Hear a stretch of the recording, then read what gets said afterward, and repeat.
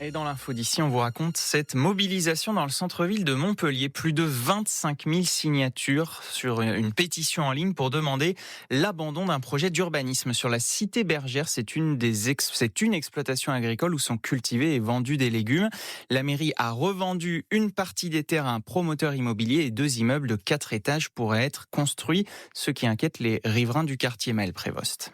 Derrière le grand mur d'enceinte en pleine ville, les plants de légumes sont alignés. Alors là, on est ici, Grégory, membre du collectif citoyen, est venu avec une carte. avenue Saint-Lazare. Ce qui va rester, c'est cette parcelle-là. Et l'immeuble qui doit se construire doit se faire tout le long de la rue Max Mousseron. Puisque 2 immeubles doivent pousser à droite de la parcelle sous l'appartement d'Anaïs. En tant que riverain, on est quand même assez étonné de voir un projet comme ça qui dénature autant le paysage et le quartier arriver de nulle part. On comprend pas. Lucie vient ici acheter ses légumes tous les mercredis. Donc nous, en fait, on est alignés avec le fait de préserver cette terre maraîchère. En fait, au-delà de la ville, c'est un enjeu global qu'on défend là, en bas de chez nous. Le collectif a lancé une pétition début août. Déjà 25 000 signatures, inattendues pour ces riverains. Je crois qu'on est les premiers surpris aussi. Je voudrais qu'on nous entende, qu'on nous écoute. En fait, que notre voix porte. Très sincèrement, moi je m'attendais à 300 signatures, 400 signatures. Pour nous, la ville doit laisser cette parcelle entièrement agricole et mettre des projets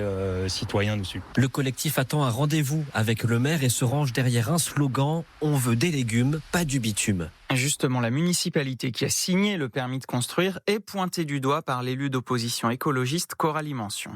Il faut savoir que la ville de Montpellier est urbanisée à 80%. Donc il y a urgence à fermer le robinet du béton et du bitume. Et on le voit, c'est toujours le même modèle d'expansion à l'infini, de bétonisation. Donc on a un maire qui n'est pas à l'écoute des habitants du territoire. Moi j'invite le maire à revoir sa position. Il faut que la ville de Montpellier achète cette parcelle.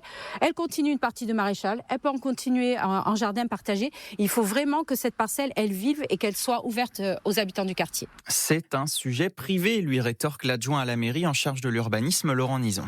J'ai pas, moi, à juger de la pertinence d'un projet qui est privé, qui appartient à un promoteur. Aujourd'hui, il y a un droit qui est celui de l'urbanisme. Nous, on a fait le maximum, me semble-t-il, de ce qui était possible de faire en matière de protection de cette parcelle. 80%, ce n'est pas rien. Et sans le PLUI, ce serait 100% de constructibilité. Donc si des personnes s'estiment lésées, nous, on n'a pas à dire qu'elles doivent faire ou ne pas faire des recours, mais le droit leur permet. Recours judiciaire, effectivement, et donc cette pétition qui dépasse les 25 000 signatures sur Internet.